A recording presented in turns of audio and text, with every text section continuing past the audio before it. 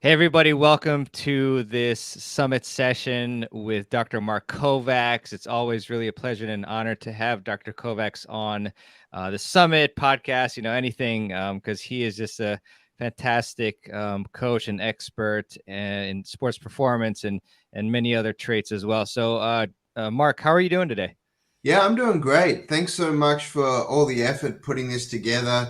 I know how much work goes into this. So thanks for, spending hours and hours helping to bring some great speakers together and talk tennis education. It's awesome you're doing it again in 2023.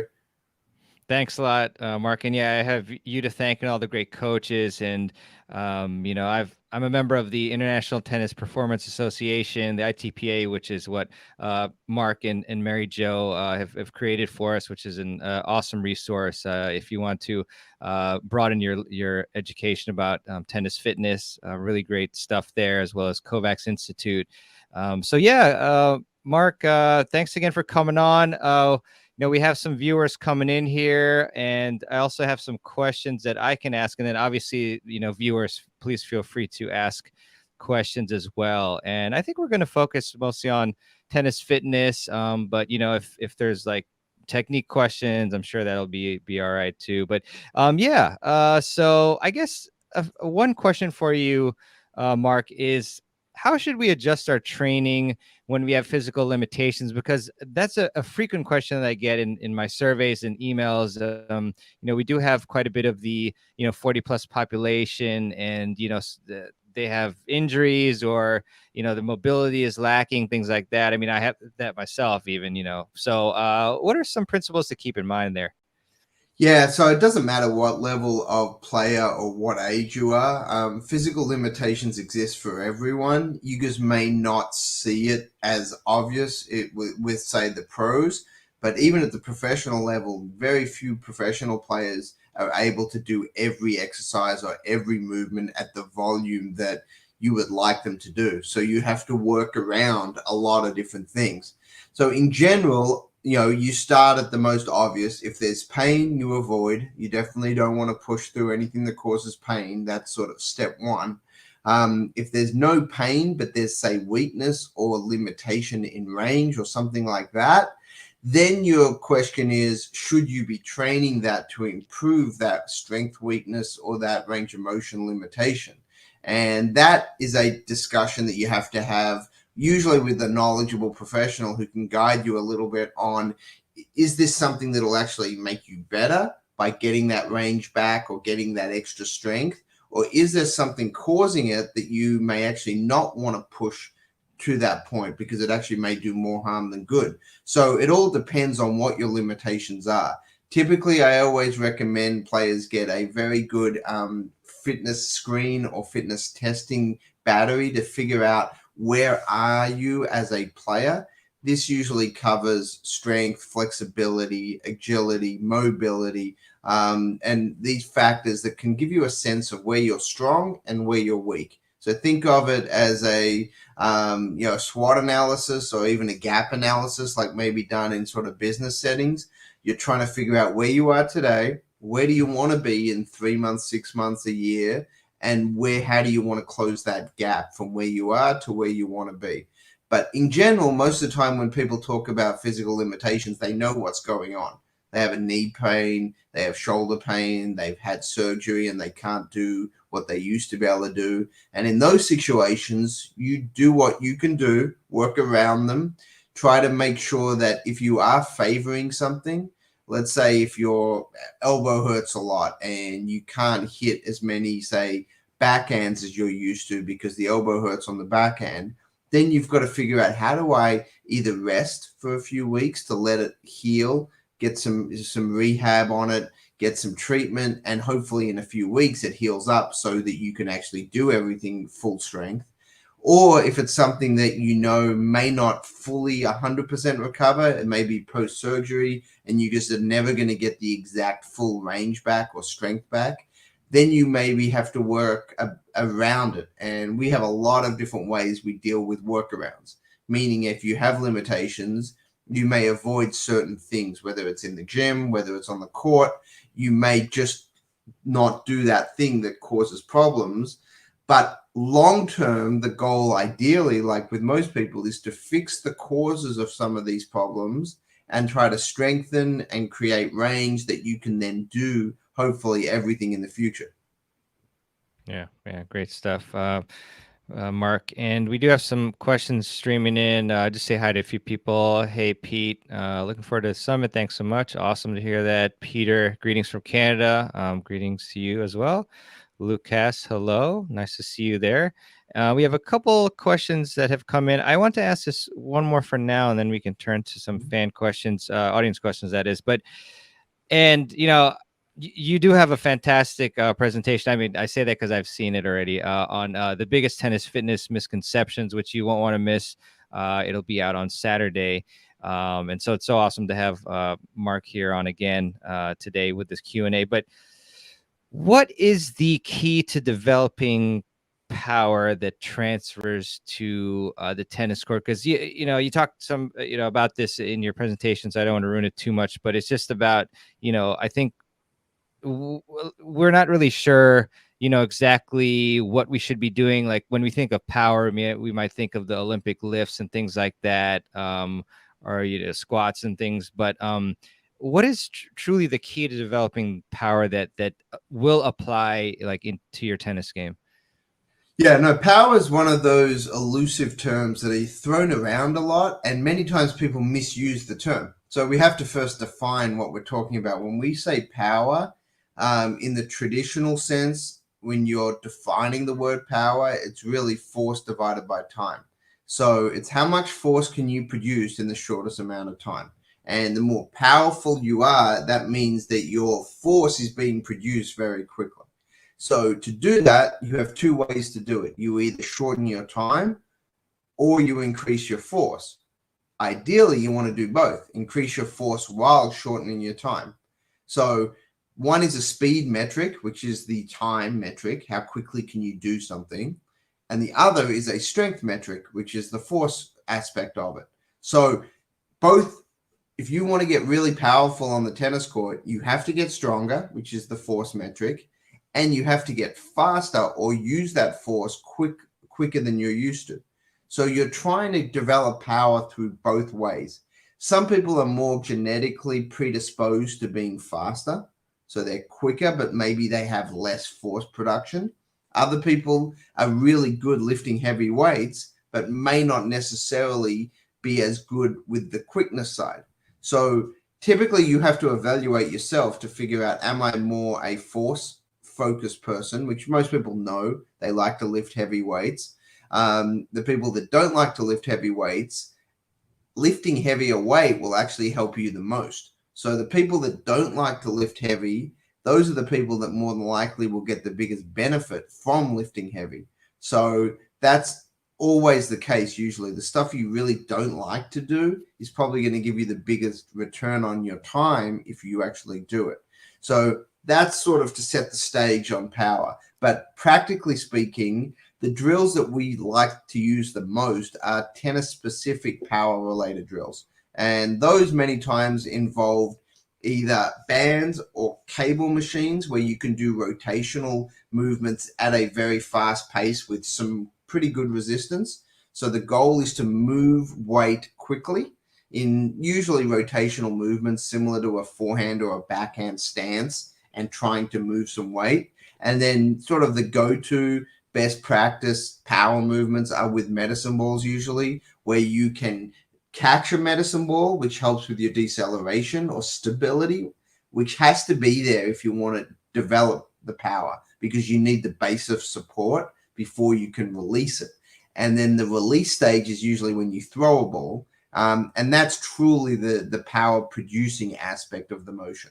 So we have to store energy before we can release energy. Just like in a forehand or a backhand, we have to load before we can explode. So the loading is the storing of the energy, and the exploding is the releasing of the energy. And the more we can release the energy, the more power we're going to get. So the goal with all of this type of training is not how much weight always you can lift, but how quickly can you move the weight that you are lifting. Thanks, Mark. So you see some people in the gym who are doing, like slower sets, and obviously there's the principle of time under tension, things like that. So maybe that's why they do it, and I guess hypertrophy and things like that it could help with. But I mean, for tennis players, would you recommend that we generally not do that unless we're in some sort of a different phase, maybe like a muscle building phase? Yeah, so it's a great question. So it depends on what you're trying to accomplish at the phase that you're working. In general, slow control lifting is valuable because you get muscle recruitment. You get, like you said, time under tension. So you're loading the affected muscles, usually for a longer period of time, which causes more muscle recruitment, which allows for strength gains to be had with possibly some muscle hypertrophy, which are all valuable at certain times throughout a training cycle. However, if you only do that, that limits your ability necessarily to develop power on the court because you're not training fast at all. If the only training you do is hit tennis balls and lift heavy weights in the gym, you're going to get some transfer from that heavy weight training because you're getting stronger, but you're not going to get the maximum output for a tennis player if you only lift heavy in the weight room with a lot of weight under time under tension and do it slow versus someone that may do a third of their workout like that in the weight room, a third or in the weight room where you're sort of looking to move the weight relatively quick. And there's a lot of great studies out there talking about you may still lift heavy weight, but if your intent is to move it quickly, you get that power response or that ability to get the benefit of that training. Even though to an outsider, it may still look like you're moving the bar relatively slow. If the intent is to move it quickly with heavy weight, you get really, really good outcomes from a power producing perspective. However, we have to also be a little careful. Anytime you use very heavy weight or heavy weight and you try to move it relatively quickly, you do increase your risk of potential issues, not necessarily always injury, but it just, you have to be an experienced lifter. You have to make sure that if you're using heavy weight with certain exercises that you have a spotter to help you if you get in trouble, things like that. So that's more of an advanced training concept for the people that are pretty experienced. And for most of the people I work with, that's what we do a lot of because we're working with that person that, a 1% improvement could be millions of dollars. So they have to really go to that edge of performance. But like we know, anytime you go to an edge of anything, you have to be more careful because if you do too much or do it the wrong way, you may fall over the edge. And that's something that we definitely don't want to be doing. Yeah, definitely. Very wise words, Dr. Kovacs. So we have about, let's see, like 6 or 7 questions here already. So that's fantastic. So one of my favorite drills that I love doing actually is the MK drill. And Neil has a question about it. How should drills like the MK drill be modified for the 60 and over player? Yeah, great question. So for the folks that aren't familiar with this drill, this is done on a tennis court, very simple to implement. You go from the doubles line on one side of the net to the doubles line on that same side of the net and back. So you sort of run, you try to sprint as fast as you can for your level. And if you go down and back for a professional player, that may take about 5 seconds to complete down and back. For someone in this example who may be over 60, that may take 8 seconds or 9 seconds or 10 seconds to complete, depending on your level. So that is considered the first set, down and back one time. So the way this works, it's sort of a waterfall approach where you go up and then you go down. So you go up a certain number of sets and then you come down. In the way it was designed originally for elite collegiate and professional players, it was 6 sets up and 6 sets down. So the 6th set would take a pro about 30 seconds to complete. Someone who is a lot older and maybe not as fast, it may take them 45 to 50 seconds to complete. So my suggestion for that is, depending on your level, it's not always about the age on this drill. It's more about physically where your comfort zone is. So in general, and we do this with some junior players as well that may not be in great shape and just starting out, we usually start with 3 sets up and 3 sets down. So that's down and back from doubles line and back 3 times. And if they can do that in a session and recover well and feel good about it, then you take it to 4 sets. And maybe the following week you try 5 sets. So you sort of build up to it. So there's nothing wrong with the movement, because if you're playing tennis, you should be able to do the MK drill. There's nothing about the movement that is significantly difficult. It's just running down and back. So if you're playing tennis, you have to run that distance in a tennis point.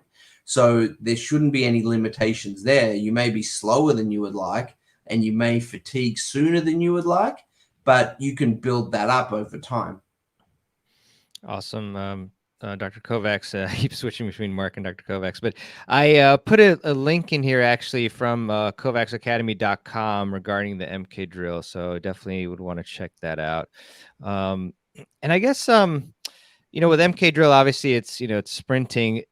Does it make any sense at all to modify it to be any other different footwork, like lateral movement? Do you ever do that with your students? Yeah, we'll do variations all the time. So we'll do X drill variations of that. We'll do lateral shuffles. We'll do lateral shuffles with front crossovers at the corners or at the turns. So we'll use this from a drill standpoint many, many different ways. So again, this was designed as a fitness test originally. So that's where it sort of got its use case and the normative values and things like that. But from a training series of exercises that you can progress and regress and focus on different areas, yeah, there's a lot of ways to adjust it. Awesome. Thanks, Mark. Let's see. Lou Cass, do you recommend any websites or resources that have fitness tests? I have an idea, but Mark, what do you think? Yeah, no. There's a few different ones. So the ones that I've been involved with are the Tennis Fitness Combine, which we sort of put together 5-6 years ago, which was really designed for people that were looking to test themselves. And there's a whole series of tests on, some basic agility, speed, strength, range of motion. Very easy to do, low cost, no real equipment needed except sort of a stopwatch and a couple tennis balls. So that's very, very easy, simple to do. It's called the Tennis Fitness Combine, and you're really valuable, easy resource, low cost way of doing it.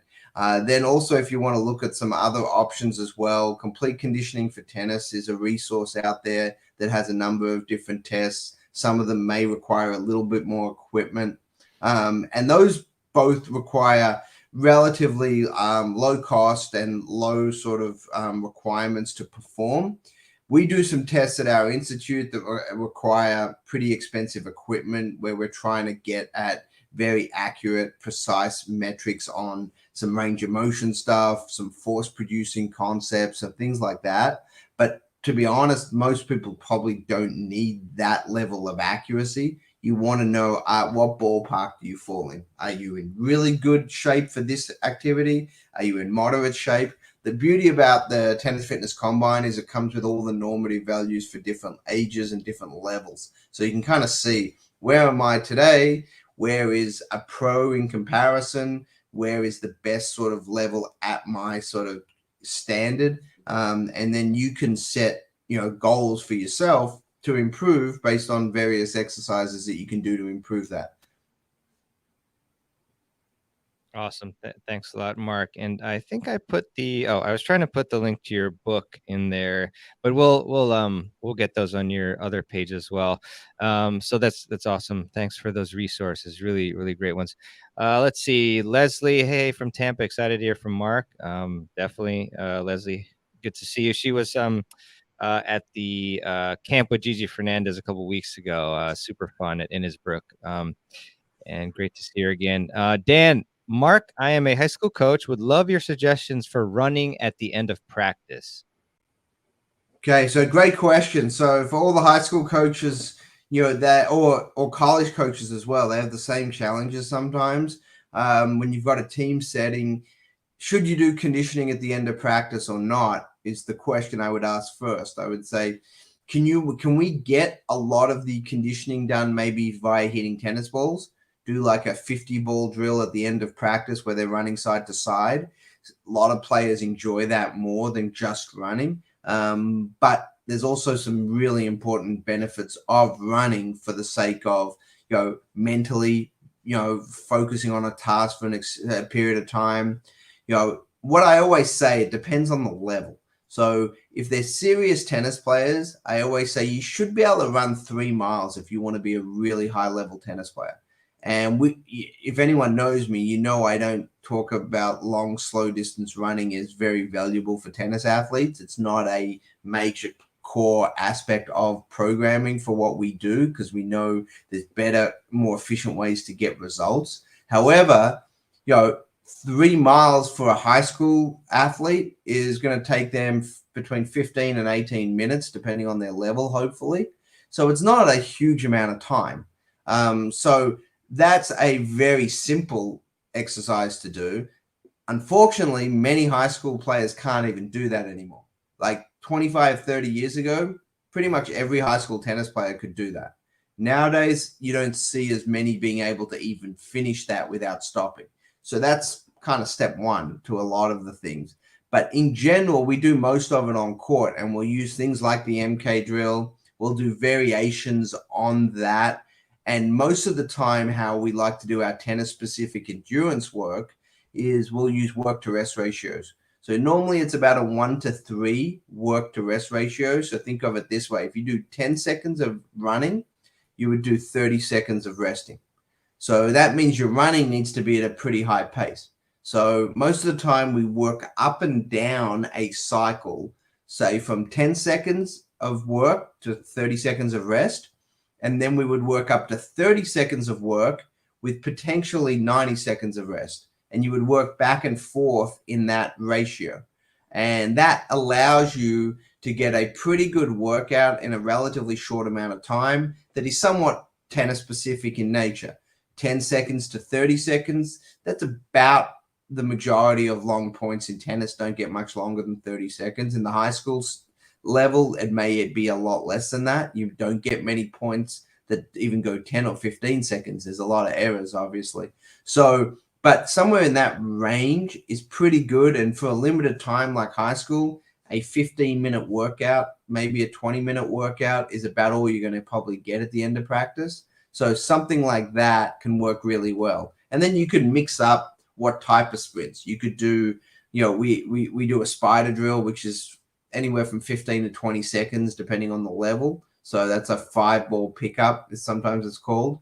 And that's on the tennis court, and you're running in different directions. And that allows you to really get a lot of bang for your buck, because you do change of directions. They have to bend down. They have to come up. They have to be agile. They have to change directions rapidly, and they have to maintain balance. So you can get a lot done in a pretty short amount of time. Awesome. Thanks a lot, Mark. So let's see.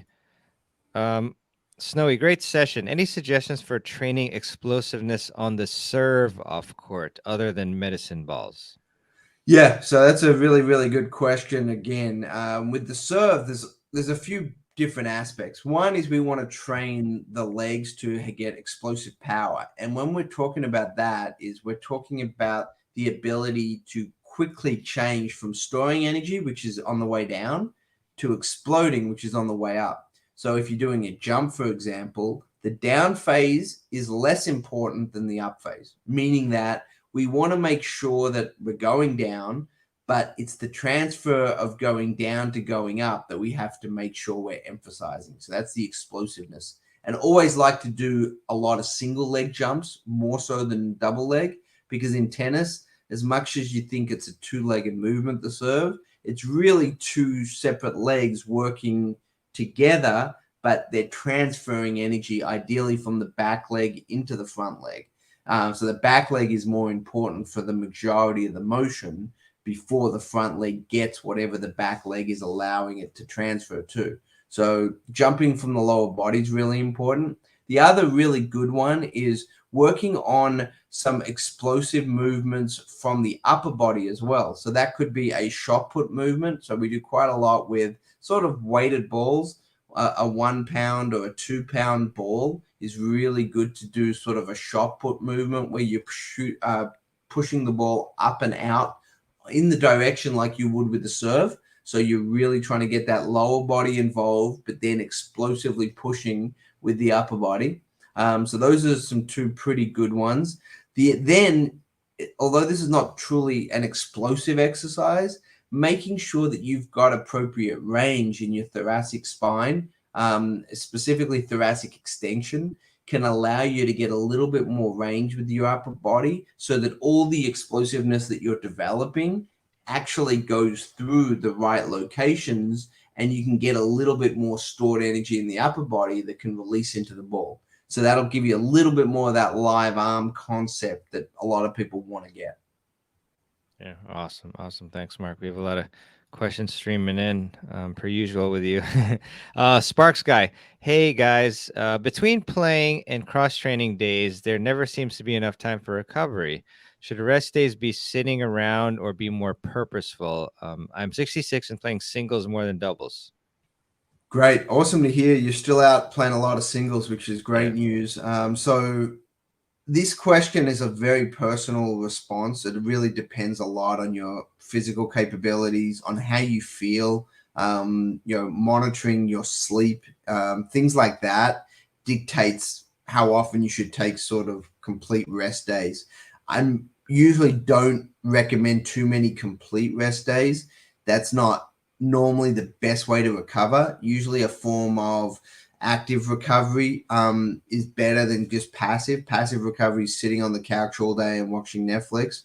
That's probably not the most preferred way of recovering. Usually it's going for a mile or two walk, getting the blood flow is one of the best ways to help recovery, and there's a lot of ways to do it. You can do active blood flow treatment, which would be say walking, things like that. You can do passive treatments, which are electrical muscle stimulators. You can use pneumatic type compression devices, which is like Normatec boots or recovery pump boots or things like that.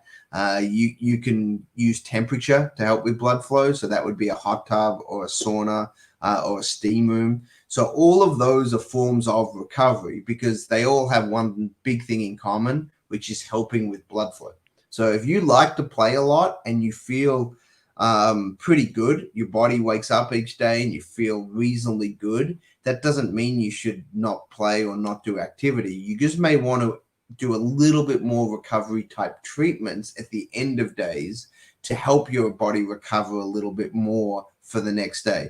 So it sounds like things are working pretty well. It sounds like you may be able to incorporate more sort of active type recovery activities or blood flow specific activities that can help.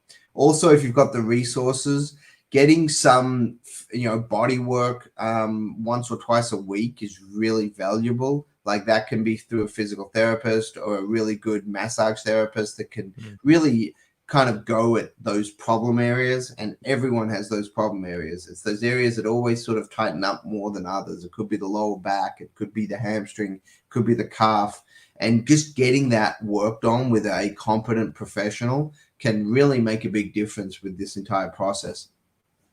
Yeah, it's funny, Mark. I used to, if I had a couple matches in a day, I would just do nothing, and then I would wonder why I was still sore. And the only time it would go away was when after I would do an activity again. So, really key that you do some form of activity, light stuff, the next day, as you mentioned. And you mentioned a lot of different ways to accomplish that on your rest day. Would also Theragun be considered? Yeah, so Theragons or the percussion therapy, there's quite a few companies now that have that. Is a lot of that is psychological. Like it's it's creating this sensation that sort of numbs the area a little bit. So you feel better immediately using it, which is not a bad thing at all. There's a lot of techniques that utilize something similar. It's, hey, how do we make that discomfort go away quickly? and this is a way that can make you feel better. But you have to then address what's causing that. It doesn't actually fix a problem. It's similar a lot to foam rolling as well. A lot of people like to foam roll, and it usually doesn't fix a problem. It makes it feel better for a short period of time, which is good. It's a strategy, but there should probably be something else that you do in addition to that to try to address the cause. It could be you need to strengthen an area more. You need to create more range in an area more. You may need to eat a little bit better, meaning that you need more protein in your diet, or you need to maybe get some blood work done to see, are you deficient in certain minerals that is causing you to feel sorer than you should, or certain things not recovering as quickly as they should. Because there's a lot of factors that cause some of this. It's not as simple as this is tight or this is weak. It could be nutrition. It could be, and a lot of the time it is, genetic predispositions to certain things that you may not even realize that is you're eating something that is actually not appropriate for you. And if you can figure that out and maybe remove that from the diet, you can feel a lot better. It's very eye-opening stuff. Yeah, that's great. Thanks, Mark. Lucas, I want to learn how to slide on hard court on my backhand side so I can do open stance sliding backhands. Any tips on exercises, drills I can do to get good at it? Yeah, so it's a great question. Again, I don't know your age or level or anything like that, so it's hard to give a clear response. But with pretty much every high-level junior, collegiate, or professional player I work with, nearly all of them slide somewhat into certain balls on hard courts. So it is quite common now. In general, you don't teach a hard court slide like you teach clay court sliding. Clay court sliding is specific technique about where you position your toe, where you put the pressure on the ball versus the middle of your foot. So there is some real clearly defined technical work that you do on clay court sliding, especially at young ages, to teach people how to do it. So we spend quite a bit of time teaching that. On hard courts, honestly, what you do is you put yourself in those positions where you need it, meaning you got to take time away from yourself when you're practicing, that it forces you in a way to do that.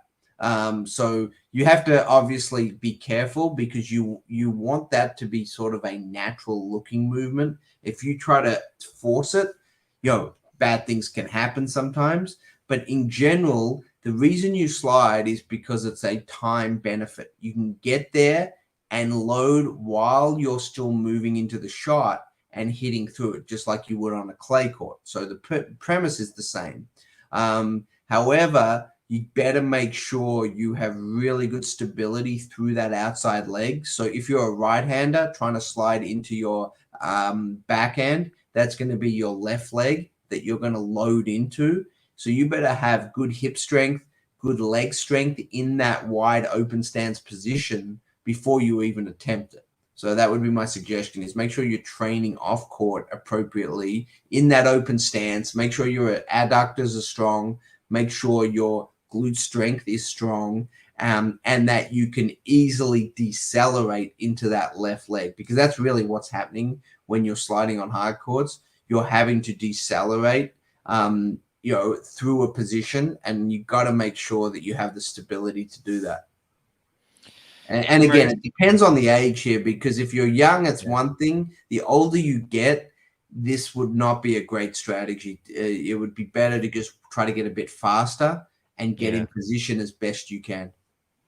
Yeah, I was going to say, Mark, I can't recall anyone in their late 30s or higher who I've seen ever slide on hard courts. I can't remember one. Okay. I mean, obviously maybe some pros, like, or semi-pros or whatever, but yeah. So yeah, that's good advice there, obviously. A lot of questions coming in, just like last year. Peter, why do tennis pros also have wrist or elbow injuries? They know the exact techniques and how to do the fitness accordingly, yet they still get injured. What's the root cause? Great question. So you bring up a couple interesting components here. So professional players don't always have perfect technique. Very few actually have perfect technique. They have good technique many times, but they're so talented and gifted, and they've hit so many balls many times that they've adapted poor technique to be relatively successful. So that's one thing. Many of them don't actually have perfect biomechanics. So that's many times a cause of some of these wrist and elbow injuries, especially the wrist injuries that we see. A lot of them are due to some less than efficient technique. So that's one aspect. And then unfortunately, many of them don't necessarily train perfectly off court. They're either getting advice from people that may not know the sport that well. So they have them doing a lot of things that can sometimes be actually hindering them rather than helping them. You would think they're the best athletes in the world. They'd hire the most competent, professional, best expert people they can find. Some do, obviously, but many don't. And there's a number of reasons for that. One is they don't know any better. Two is it's a cost. Good people are expensive, like in all sports. And sometimes the cost is prohibitive because they already have a coach. They may have a physio traveling with them as well. And getting a trainer who's really skilled could be an extra expense that they may not be able to afford. So they work with someone who's available, but may not be the best at what they do. So those are the most likely reasons why some of this stuff happens. Then if everything is done right, which it very rarely happens actually, but let's assume it all does, then sometimes it's purely a volume, surface, and ball issue. So sometimes with technique, they may have great technique, but maybe their equipment isn't dialed in the way it should be for the change in surface or the change in ball. Some players don't adjust their string tension, don't adjust their racket weight going from tournament to tournament, and many times they should, because if you're going from Australia where it's hot and bouncy conditions, and then you come over and you play maybe a few tournaments on a slower hard court that doesn't bounce as high in cooler conditions, you definitely should have a different string tension, and the weight of the racket should be adjusted as well. So I do a lot of work in golf and baseball, and they do a much better job with equipment in most of those sports in adjusting to what's happening. So tennis, most of the players don't dial it in that specifically. They'll usually make some mild adjustments on string tension, some of the players, but some won't. But very few change their racket weights based on conditions. Yeah. And going forward, they will be. This will be a change that in 10 years, we'll look back and we'll say, why didn't the players 10 years earlier do this? Because we know a lot, but a lot of the times the players don't. So that's one of the issues. And then the third big one is, unfortunately, the tennis balls have a lot to do with this sometimes. If the balls fluff up a lot, and some of them do, you have to swing faster to get the same outcome.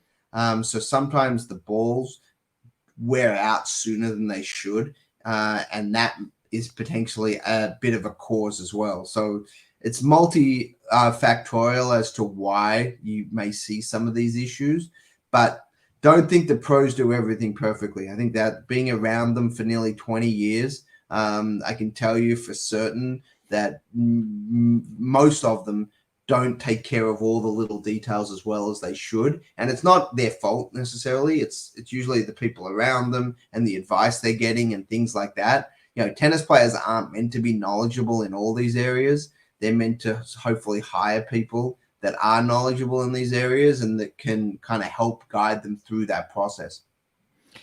Really fascinating stuff. There's so many factors that one can not get correctly and then have injuries because of that. I was curious with the changing of the weights. I mean, you know, there's some rackets these days that I guess you can insert weight into the like the butt cap is interchangeable with the weights and stuff. But how do most pros do it? Do they have like different rackets that are weighted differently, or is it like the lead tape, or how do they do it? It's great. I mean, it depends. So, you know, some pros will, during the preseason, spend a lot of time testing out stuff, and they'll usually gravitate to a racket and weight and a distribution of weight, which is even more important. Is it head heavy, head light, evenly balanced? Where in the frame is the weight distributed?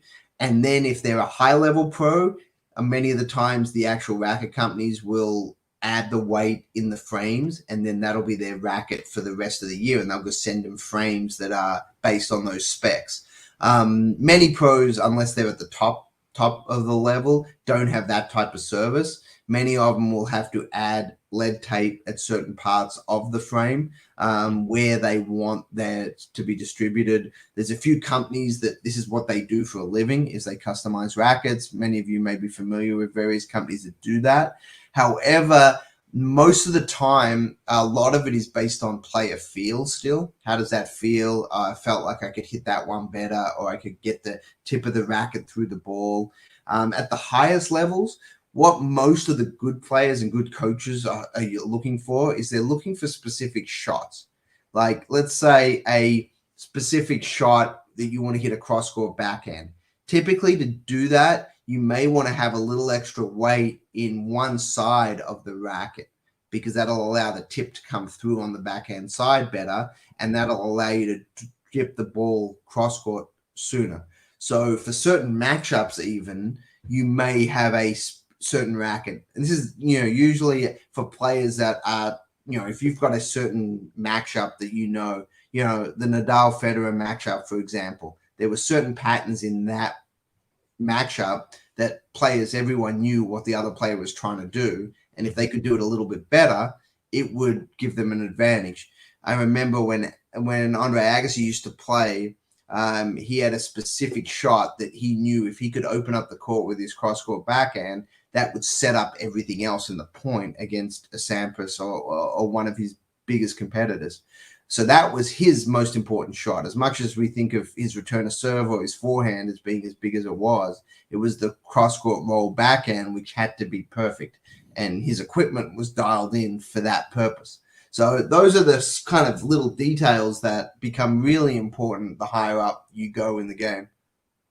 Yeah, 100%. Awesome. Let's see. Pete, isn't one of the keys how quickly stored power can be released? Can the speed be increased in older individuals without increasing injury? Yeah, you're 100% right. It is about how quickly can you release whatever stored energy you have. That's why jumping and explosive movements, plyometrics and power movements are recommended so much. Obviously, the older you are, the more at risk you potentially are to something happening if you're going above and beyond what your body can handle. So progressive overload is the number one thing you have to think about, meaning that if you haven't done a lot of jumps or plyometrics or things like that, don't go out there tomorrow and start doing a ton of jumps. That's a bad idea. What you would do, though, is whatever you did last week, you may add 2, 3, 4 jumps this week to see how the body responds. Do just enough, which is a little bit, to see how you feel the next day and track what you're doing. If you could do 3 jumps today, and that could be as simple as I'm just going to jump forward as far as I can and land on my feet. I'm not jumping up on a box. I'm not doing single leg anything. I'm just jumping forward. It could be 6 inches. It could be a foot. It doesn't have to be very far. It's just enough to see where are you today, and then progressively overload it. Every 2 days. Instead of doing 6 inches today, in 2 days, you may try for a foot. If you can do a foot, you may try for a 1.25 feet. So everyone's different, especially as you're getting older. But the more explosive type movements you can do, the better it is for your tennis game. But even more so than that, there's so much research now that the older you are, the more benefits you get actually out of explosive type movements. They may not look super explosive. If someone took a video of you, you still may be looking like you're moving not as fast as a 20-year-old, but it's the intent that is really important. The goal is to try to get that nervous system firing faster from the brain to the muscle. And there's hundreds of great studies that have shown how many benefits older adults get from doing some type of power or plyometric type movements. Yeah, awesome. Very important. Azair, hello. Recovery for adult rec players who don't have access to advanced techniques like the pros do. Yeah, so low cost, zero cost, basically options are Eat really well, first off. So a lot of protein in the diet is vital. Make sure you drink a lot of fluids, a lot of water, a lot of fluids. Sleep 8, 9, 10 hours, whatever you can get. So those three things are pretty much, nearly free within your sort of lifestyle. And then the fourth big one is, how do we get more blood flow to the area? And the cheapest way of doing that is hot and cold showers. So if you've got a shower access and you've got hot water, you do an alternate shower protocol, which is a hot cold shower protocol. So you do about a minute in hot water in the shower, as hot as you can handle comfortably. Don't burn yourself, but make it a hot shower, and then turn the hot water off, and then go in the cold for 30 seconds. So normally I recommend do, about a 6 to 8 rotations of that. That's close to 10 minutes, give or take, in the shower. And that will do a great job of pumping blood in and out. So the hot water, what it does is it helps, bring blood to the area. And then the cold water, what it does is it keeps it there.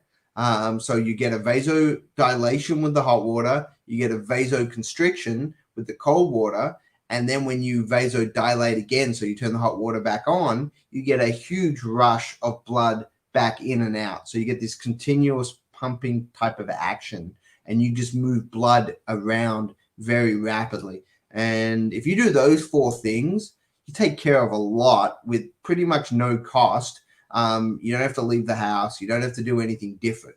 That's, I would say, is the lowest cost, easiest protocol that really doesn't cost you anything. Wow, that is very important stuff. Love hearing that. Thanks a lot for that recovery protocol. That's awesome. Leslie, so referring back to what you mentioned towards the top of the hour, so 1/3 slow and steady, heavy, 1/3 moving heavy weights quickly. What else to round it out? So Yeah, great question. So if you're doing a third slow and steady or heavy, kind of you're trying to, get mass, you're trying to, lift pretty heavy. Third moving pretty quick, so you're doing your plyometrics or power activities. And then the other third, for most people, especially the older you get, the mobility becomes vital. So a third on mobility. So looking at range of motion, making sure that we're getting our hips predominantly have as much range as they can, making sure our ankle range of motion is a focus, and then making sure we get good thoracic extension, which is really, really important for shoulder function as well as when you serve. So if you can focus on those areas as well as the shoulder, especially internal rotation of the shoulder, those are the sort of main areas on mobility. If you can get your hips, especially internal rotation of the hips, if you can improve that range of motion, ankle range of motion, so dorsiflexion is the term typically that we're trying to improve. Then you got thoracic extension, and then you've got internal shoulder rotation. So if you hit on those sort of 4 or 5 areas from a mobility standpoint, along with the slow and steady sort of heavy lifting, and then the more power focused lifting, that's a pretty good off-court routine in the gym or in the weight room. Gotcha, Mark. Does something like yoga, like a standard yoga class, does this hit on most of those aspects, or would you recommend like a different, or I guess customized is obviously the best, but what Yeah. about people who go to yoga? Is that going to So help? so yoga is like massage or is like fitness training. It depends on what you're actually doing in the class. Like the Okay. concept is great. The range of motion, the mobility, all the stuff that yoga does is really good. But if you do the wrong exercises, it can actually create more of an imbalance than you already need. So you've just got to be a little careful. Ideally, go to a yoga instructor that has experience with tennis. That's the best. Or go to a flexibility class that may not be yoga specifically, but it may be mobility or flexibility with a sports focus, predominantly with a tennis focus. That would be the ideal. So we love yoga classes if they're taught by the right people. So again, random yoga exercises sometimes actually can do more harm than good, because like everything else, you just don't want to overstretch certain areas that may not be ready for it. But in general, yoga has a lot of great benefits that can be incorporated. Awesome. Awesome. Great stuff. Let's see. Sorry, I'm trying to find where I where I was. All right, let's just go with this one for now and I'll backtrack. But Crystal, can you talk about how grip size relates to wrist and elbow pain? Yeah, so really good question. So at the pro level, grip sizes have got smaller and smaller over the years in general. Part of the reason is the wrist becomes more engaged the smaller it is because you're able to maneuver the frame a little bit quicker. So as the frames have got a bit lighter, so as the grip sizes typically, that allows them to use their wrist, get a little more lag. That's the reason for the smaller grip sizes. So you are stressing the wrist more with a smaller grip because you can get more lag, you can get more positioning from that standpoint. So that's the negative with a smaller grip. A bigger grip, you're not going to get as much lag, as much wrist involvement, but you typically are going to get possibly a bit more elbow related discomfort if the grip's too big and your grip strength isn't where it needs to be. So it's sort of you've got issues both ways if you don't train for it. If you just pick up a racket randomly and the grip's too big, you're more than likely going to have some forearm elbow type challenges. If the grip's too small and you've got pretty fast swing speed with utilizing your wrist a lot, you potentially could have some wrist related issues. So you have to sort of understand your technique. You have to understand your swing speed because that plays a role in this a lot. And then you have to evaluate your grip size. There used to be some general rules back 40 years ago, 30 years ago, when you'd buy a racket, you'd sort of figure out your grip size based on how much room there was between your pinky finger and the base of your hand. And if there was more than about 2 fingers room, that meant the grip was too big. If there was less than 1 finger grip, usually that means the grip was too small. That was a rule of thumb recommendation 30, 40 years ago when pretty much everyone had leather grips. That doesn't necessarily hold now because of how light the rackets are and how flexible the rackets are and how quick the swing speeds are. So now there isn't it's not as simple to pick a grip size anymore. You have to evaluate the player's technique, their age, their swing speed, any prior injuries they may have had, and also what string they're using.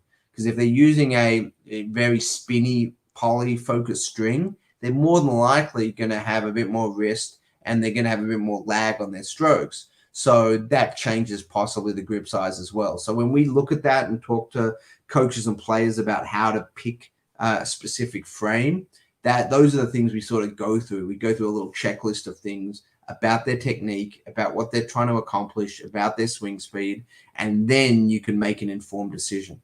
So it's, like everything else, there are rules of thumb for the average person to follow, but the more into this you get, the more complex it can get as to what may be most appropriate for you. Yeah, definitely, Mark. And I was demoing a bunch of rackets, and it seemed like even different brands, like the grip felt different. Some were more rounder than the others as well, and so it was very interesting. So you definitely do need to. No, it's a great point. I mean, a lot of the grips have intellectual property on their grip designs, so there is some patents on grip the way it's designed, how many corners they have on it, how rough the corners are, how rounded the corners are. So that's why you see, say, head has a very different grip shape than just about every other racket. Some are more rounded, like Wilson's, things like that. So that isn't necessarily good or bad. If you do find a grip that you don't really love, you can always change out the size of the grip. So you can get them customized to a different grip shape that maybe feel better for your hand. The challenge also when you do change grips sometimes, or you change frames, sometimes you do get a few blisters the first week or two until your hand adjusts to the new style of the grip. Yeah, another great point. Awesome. Thanks, Mark.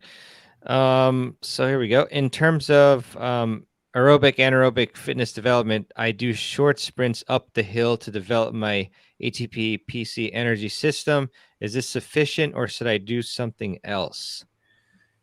Yeah, so it's a great question. So short sprints up a hill are really good for leg leg acceleration, especially the hill, causes a bit of a resistance. So running uphill is more resistance than running on flat ground.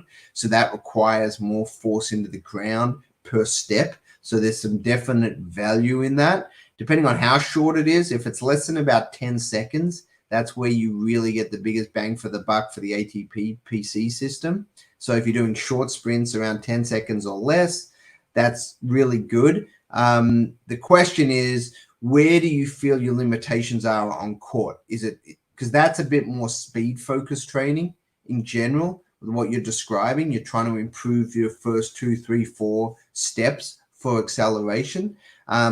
Because if you don't give yourself enough rest on those, then it just turns into a more of a conditioning workout. Let's say we did that 10-second sprint up a hill, and then you sort of jog back down, and then you do it again without much rest. So it's 10 seconds up, maybe 15 seconds down, and you repeat that 20 times. That's not a sprints workout. That's not really an ATP PC workout. That's really an aerobic workout because your heart rate never drops. If you're doing 10 seconds on, 10 to 15 seconds off, that's nearly a 1-to-1 work to rest ratio. So your heart rate stays pretty high the entire time. It's not a bad workout. It's actually a pretty good, really good conditioning workout, trying to get the lungs and the legs to handle more of an aerobic environment. So that would be my question is the goal to improve your acceleration? If it is, then you need to do 10-second sprint and maybe 60 seconds rest. So you give yourself plenty of recovery time between each sprint. If your goal is to do intermittent sort of sprints for tennis-specific endurance, for say, that's the purpose, then you may do a 1-to-2 work to rest ratio, which is pretty tough. 10 seconds up the hill, 20 seconds recovery, do it again, do that 20 times. That's going to be a pretty significant conditioning session. So it just depends on what you're trying to work on from that perspective. And in general, it's probably not enough if you're trying to train for your entire tennis conditioning. If you're just trying to train anaerobic, so ATP PC, it's probably good. But if you're trying to do conditioning as well, you may need to add something else to the mix. Gotcha. Thanks, Mark. Let's see what we got here. Hello from Moko, just got off work. Cool. Hope you're enjoying. Verdell. Oh, well, I think you figured that out, Verdell. Peter Maribon using his best NPR voice tonight. Thank you, Peter. I try. Let's see. Jay, look, does yoga and Theragon device use help recover? I think we talked, we talked some about that. Any other closing thoughts on that? Yeah, so in general, yoga is mobility and blood flow. So yes, anything that helps with mobility and blood flow is going to help from a recovery standpoint. Theragon or any of the percussion devices that are out there doesn't necessarily help with recovery per se. You get a little bit of blood flow to the area. You get a bit of what's called an analgesic effect because of the vibration, the percussion that occurs. So you lose that sensation at the skin level of whatever it's touching. So you stop doing it and you actually feel better because you don't feel it anymore. But has it actually improved whatever the issue is? Typically, you need to do something in addition to that to help with the specific tightness or things like that. So there are some probably, I would say, slightly better options if you're truly just focused on recovery. But because they're so easy to travel with and they make you feel good, most people will have that in their bag or at their house because it's easy to implement it. So it means it's a useful device. It just may not be your only form of recovery. Yeah. Gotcha. Thanks, Mark. Jamie, I'm 36 and short, 4'11", but I've always been slow and intermittently get shin splints. Any recommendations on fitness priorities to go along with all the footwork I've been trying to learn? Okay. Yeah, really, really good question because you've got two things it looks like you're trying to get better at. You're trying to get faster. So that means we have to do a lot of things in the short duration, high recovery environments, meaning that go as fast as you can and then let yourself fully recover. Because if you don't let yourself fully recover, you can't use full on effort for the next set or next rep. So you may be doing a lot of the right stuff, but you may be a little too tired while you're doing it, meaning that you're going at 80% of your maximum because you've never fully recovered. So if you're truly trying to get faster, you really have to train like a sprinter, which is do 10 seconds of work and rest 3 minutes. I mean, that's what sprinters do. They'll run fast for 10 seconds and then they'll rest for 3 to 5 minutes. Realistically, most people aren't willing to do that because that'll take you an hour, 2 hours to do a workout. And most people aren't going to give up that much time. But conceptually, that's what you want to focus on. Also, you want to do your sprint work and speed work when you're the freshest in the day. Early in the day, before your tennis practice is the best time to do that because your nervous system is the freshest and the signal from the brain to the muscle is moving as quick as it possibly can at that time when you're fresh. So try to make some adjustments on that. The shin splints question, so that could be due to a couple different things. I do a bone density test to see where you're at from that, because there may be some nutrition things you may be able to do, which helps possibly. If it's just a training thing, maybe you're overtraining or training on environments or surfaces that put a lot of impact through that. And then we have a whole kind of shin splint protocol we use with a lot of our athletes, especially our female athletes. It's more pronounced in female athletes than in male athletes. And it has a lot to do with anterior tibialis strengthening, which is the muscle, the main muscle on the front of the shin that helps to support it. We do a lot of ankle exercises as well, calf exercises, ankle strengthening exercises to try to build up the surrounding muscles to protect the bone or protect. And when you say shin splints, it all depends. Do you truly mean the bone is getting inflamed, or is it the anterior tibialis muscle, which is just getting a little fatigued and it's getting tired, which makes you feel like discomfort there? So those would be sort of the priorities when you're talking about the couple things you're looking to work on. Gotcha. Very interesting stuff, Mark. I just want to double check. Do you have a 9 by any chance? 9 p.m. Anything? No, I'm okay. I can continue. Okay, appreciate it. It's a lot of questions. It's fun though. So this is a cool one actually. I forgot if I asked you this on our podcast interview a while back, Mark. Probably did. But what majors / education did you have to do at college to get a job like yours, Dr. Kovacs? Being an expert in fitness training, especially tennis, seems like the dream job. Yeah, so no, it's a great question. So yeah, I was a player first. Played college, won an NCAA title, played professionally for a short time, and then got pretty badly injured, shoulder problems, shoulder surgery, stuff like that. So this was 25 plus years ago now. So got into this entire field by trying to understand what happened to me and then hopefully help people not have it happen to them. So went into the whole field of exercise science, which was sort of that covers anatomy, physiology, biomechanics, motor learning, psychology. So you sort of get a good rounding of everything at the undergrad level. And then you go on to the master's level where I emphasize physiology and biomechanics were the two I really focused in on. And same when I did my PhD. So you sort of go through that pipeline. And as you go through the education, you get narrower and narrower in what you focus on. And then after school is where you get a lot of your practical training, working with athletes, working with other great coaches, mentors from the medical world. So I sort of sit in between the medical world, the research world, and the coaching and player world. And you sort of learn from all of them and try to then figure out how to communicate that to the different sectors.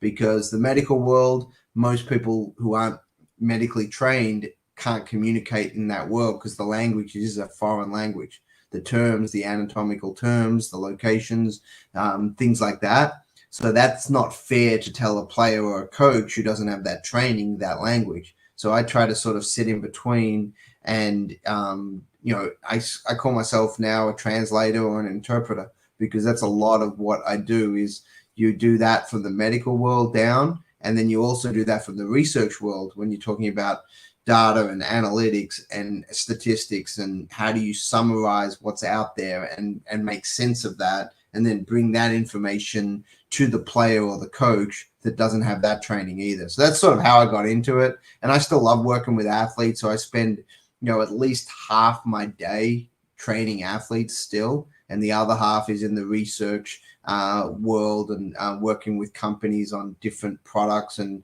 research and development and stuff like that. Yeah, awesome. Just incredible how much great work you've done, Mark. Let's see, Leslie, totally obsessed tennis coach. Yeah, referring to Peter there. Schwaz 22. Hi, Mark. I've really enjoyed your work and lessons. I'll be in the Atlanta area next month. Do you offer any programs at your institute for a recreational player? Thanks. Yeah. So great question. We've had that request a lot. Usually we're not sort of open to the public. We come through referral of coaches, really. Every now and then we may do something, but it's usually through a referral from a coach. But our setup is mainly with pros and some of the top juniors. That's usually our main clientele. We try to do some events throughout the year for the adult player. We're actually going to do a camp in October in Atlanta specifically for that. So we're going to be sending some stuff out there to our email list in the next few weeks. So if you're not on our email list, get on that. It'll be limited to a small number of people. So it'll be a small, very personalized 3-day camp focused on tennis fitness and also a serving one. So we're going to have a combined one. But yeah, reach out to us directly and, we'll see what we can do though. So, but typically, no, we're so busy. Our waiting list is usually about 6 weeks or longer to get an appointment right now. So it's unfortunate. Wish we could help more people, but it's just pretty hectic, especially at certain times of the year. Wow, that's why I'm so grateful that you've taken time today. I really appreciate it, Mark. Oh, actually, how do they get on your email list? What's the best site? Yeah, just go to kovacsinstitute.com and there's a place there to sign up for the email list. So, and we have a weekly email that goes out aimed at players. So that email is really a lot of tips, videos, instruction, free education. And then we sort of send out our updates for any of the camps I do. I do one with Gigi Fernandez every year as well. We're doing that. We're doing a doubles summit. So if you're into doubles, that's always a great one. And then there's usually 1 or 2 other things I do for the adult player throughout the year as well.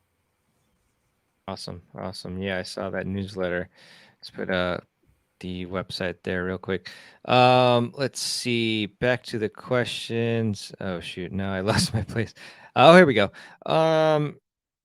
Verdell, what are some specific ways, and I think you'll really like the presentation that Mark has on Saturday that'll be released, but what are some specific ways to increase one's work capacity to play longer and stronger? Yeah, so there's obviously train harder. That's the simple answer that no one loves to hear.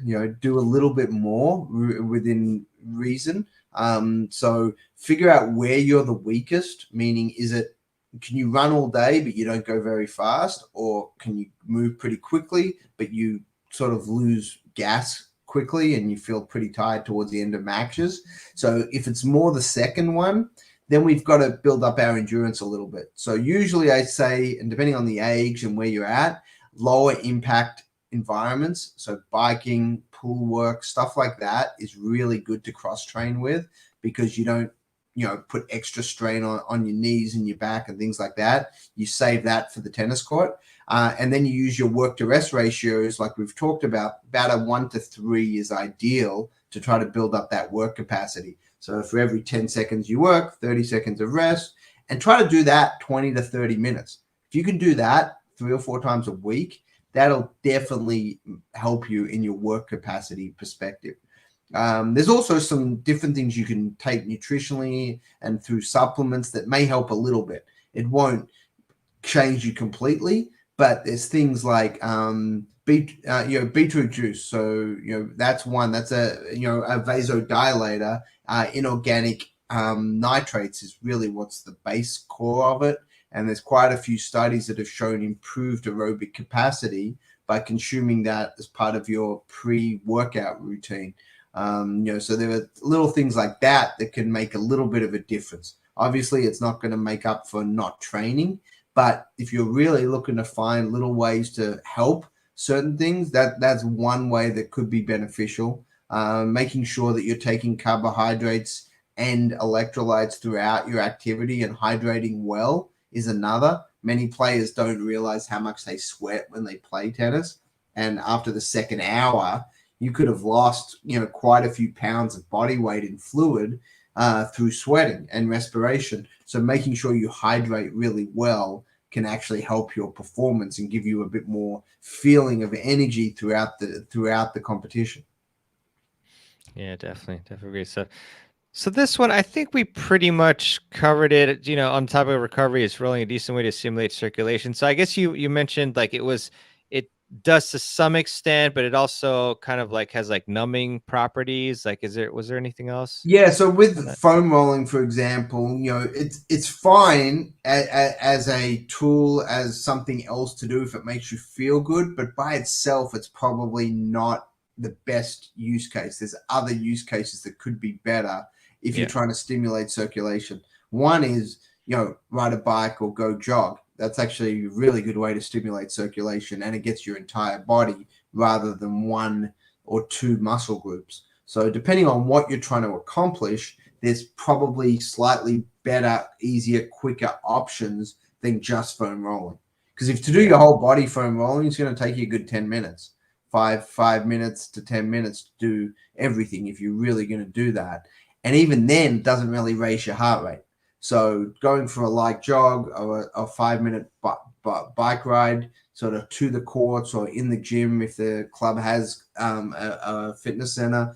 If you've got a jump rope, traveling with a jump rope is great. And, doing a couple minutes of jump rope gets the heart rate up, gets blood moving. So really the goal with circulation is how much blood can we move as quickly as possible. Yeah, awesome. Alan, hi guys. Any recommendations as to how to increase swing speed? Yeah, so depending on what we're trying to induce, so we do quite a bit of neuromuscular training, which is really what swing speed training is if you're talking about it from a nervous system standpoint. So you're trying to swing faster. Like in golf, for example, it's very common to use slightly heavier clubs and slightly lighter clubs, and you swing fast with both because it stimulates different responses from the nervous system. In tennis, we can do the same. So that's from a nervous system training standpoint. Then if you're trying to increase swing speed, the best way for the longest longevity, you actually want to get more rotation in your strokes. So you want to get better technique. So think about the hardest hitters. Most of the time, their swing speed is very fast, but they look effortless. That's what you're trying to accomplish. You're not trying to forcibly swing faster necessarily. You want it to swing faster, but you want it to come through efficient motor patterns, and you want to make sure that your biomechanics, your efficiency of your energy transfer is optimized.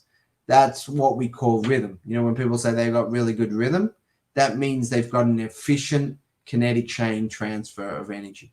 And that's really what you want to accomplish when we're talking about how to increase swing speed. Gotcha, Mark. Thanks. So, how much experience do you have, Dr. Kovacs, with like vegetarians and vegans? But Jalek asks, how should a vegan or vegetarian eat to recover as fast as meat eaters? Yeah, so I've done a lot with vegetarian athletes in female soccer players, in some baseball athletes. When I was working in the NBA, we had a couple vegan athletes. So it's pretty easy to accomplish what you need to. You just have to be a bit more diligent with preparing, and when you travel and things like that, you just got to make sure you go to the right places that you can get what you need. Typically, it's hard to do it with a traditional meal that you may get at a restaurant. It's hard to get 25 to 30 grams of protein in a traditional vegan meal most of the time, depending on if you can eat fish or not. If you can't eat fish, it's even harder.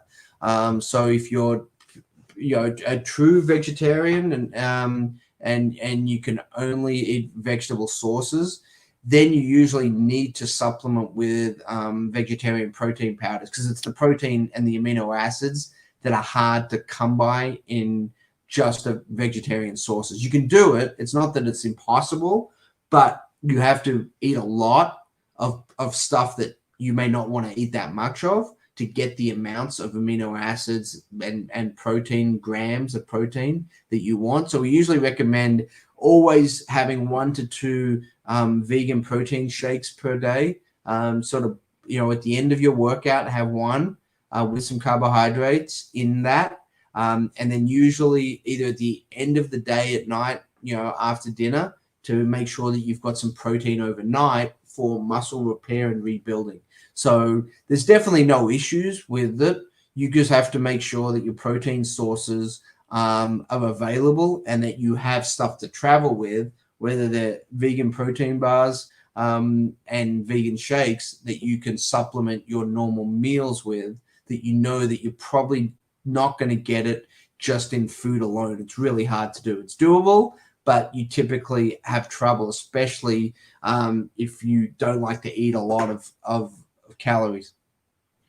Gotcha, Mark. And on that subject, I mean, I know you're not, I mean, probably you are. I mean, you know so much, but, I guess most people don't know you as like a diet nutrition like expert per se, but, I guess for people who maybe they're just like neutral, like they could eat like meat, or they could be a vegetarian, they could be vegan. I mean, is there one that you think is better than the other, or does it, I don't know, does it just depend on how you feel? Because I guess it seems like it's definitely tougher, when you're a vegan, especially to get what you need. So I don't know if you have if like an athlete just came up to you and said, hey, I mean, which one should I do? I mean, what would you tell them? Yeah. So with that, the hard part with nutrition, and I've been involved in the nutrition world forever, it's one of the more Okay. difficult spaces because most people are doing it based on limited information. If you're not doing blood work and you're not doing genetic testing, you're guessing. And even with those two, we're still a bit limited because there's genetic, expressions that cause people to respond better to certain foods. That's why, when one person tries a certain diet, it works great for them, but then their friend tries it and it doesn't work as well. Yeah. There's usually genetic factors as to why that happens. So the people that respond really well to a high meat or carnivore diet do really well on that type of diet, but there's many people that if they eat a lot of red meat, they don't feel as well, they feel sluggish, things like Yeah. that. So it's impossible for me to give a recommendation to someone without taking those two things into account normally.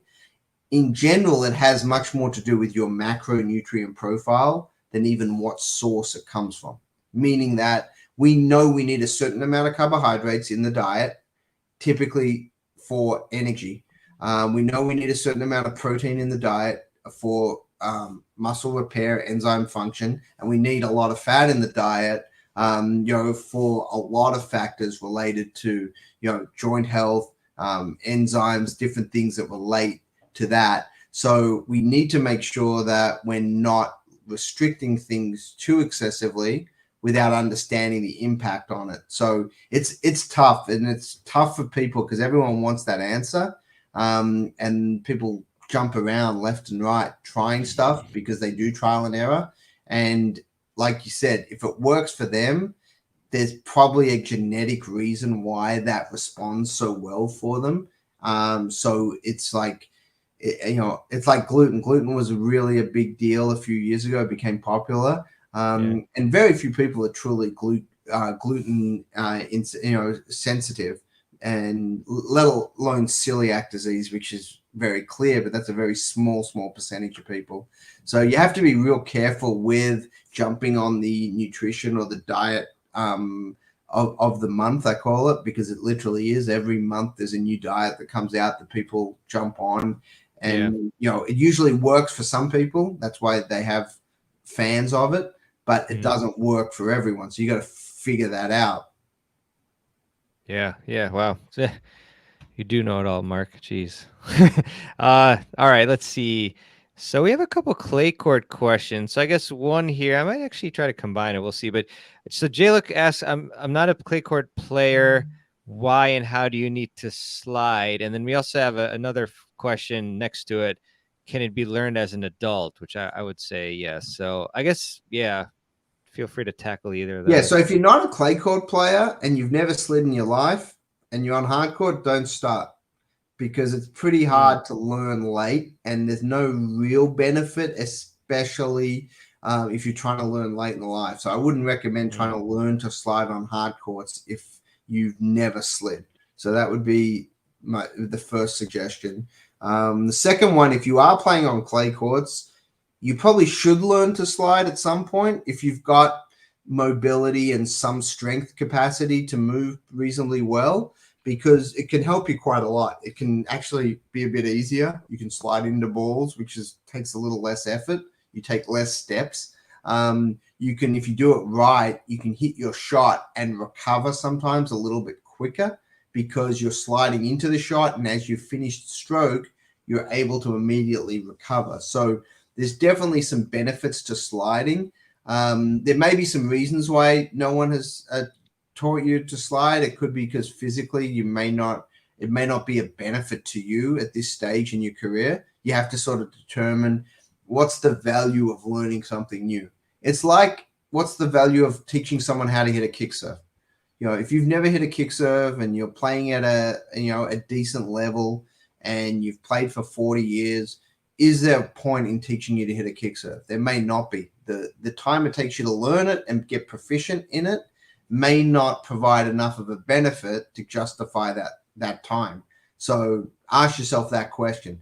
If you've never slid before and you play at a level that you're comfortable with and you're healthy and you enjoy it, learning how to slide may actually not be a good thing for you. So without knowing you specifically, it's hard to say.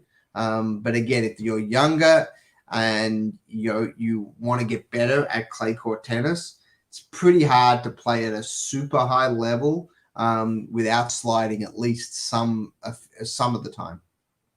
However, Andre Agassi pretty much won the French Open without really ever sliding. Wow, I didn't actually realize that. That's crazy. Yeah, I enjoy sliding myself. It's definitely helpful for me. Snowy, how could we best accelerate modifying any technique even after numerous steps and video monitoring in practice? The old techniques are sticky.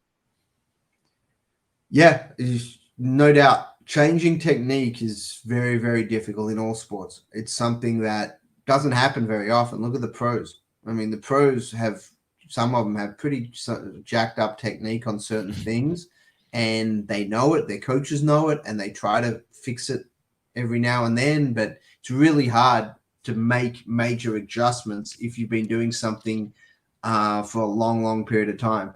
So pretty much the ways you need to do it is you need to do a lot of reps only the right way, which is really hard if you want to compete, because when you go into a competitive environment, you're going to go back to your old ways. So normally when you're making a major technical change, you usually have to dedicate a number of weeks or months of only hitting the new technique and without putting yourself in competitive environments where you may go back to that incorrect technique. And that's hard for many people to do. So if you truly are trying to make a major technical modification, you've got to force yourself into only hitting good reps. That may be a lot of ball machine work. That may be a lot of repetitions with video, and you're only hitting good reps. So that can get frustrating for people. And that's why many people don't stick with it, because you can make behavior change and you can modify technique pretty much, but you have to be willing to put the time in. And most people really aren't willing to put the time in to make that big of an adjustment. Yeah, and really have to start with the shadow swings and not just launch into, competitive environments. I mean, even something like, changing your serve technique, but then like going to a clinic or something, like unless you really mentally tell yourself, to commit, you're gonna like revert back. So it's definitely taking it step by step is really helpful.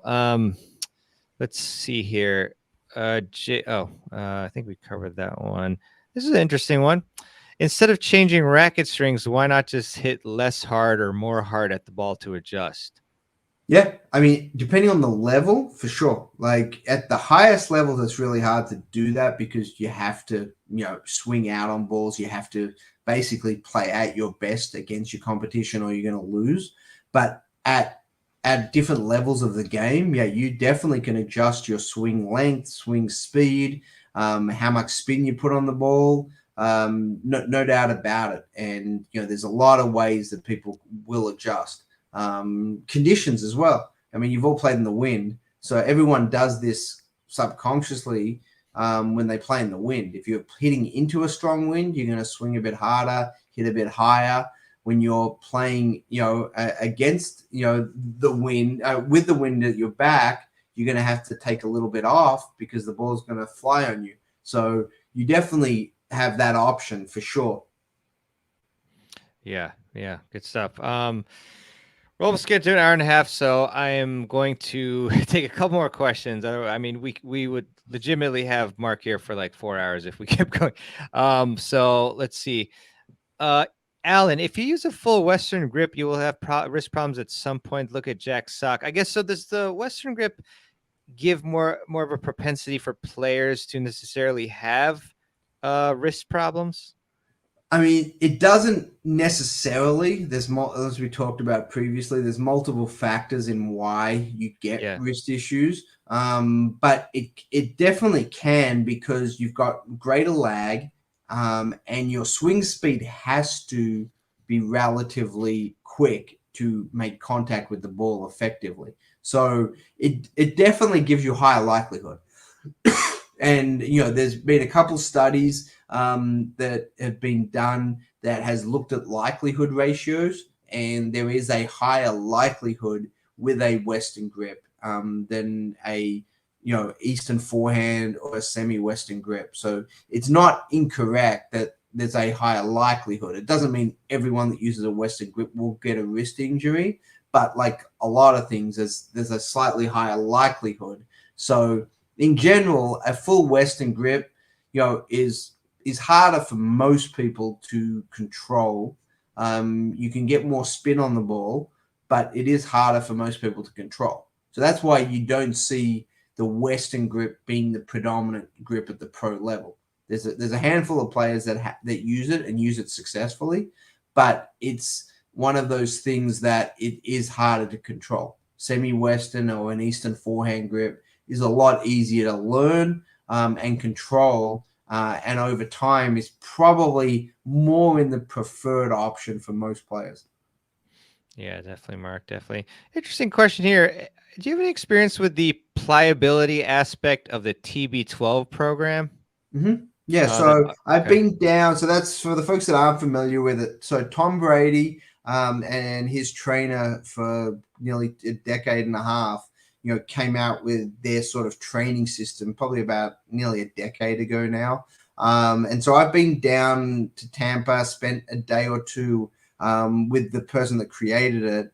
And concept's got a lot of positives to it. So a lot of it's just about you're working with very light resistance at a relatively quick speed through the movements that are most similar to the activity. So if you're talking true sports-specific training, it's a form of it. So the positives of it is it's specific to what you're trying to train.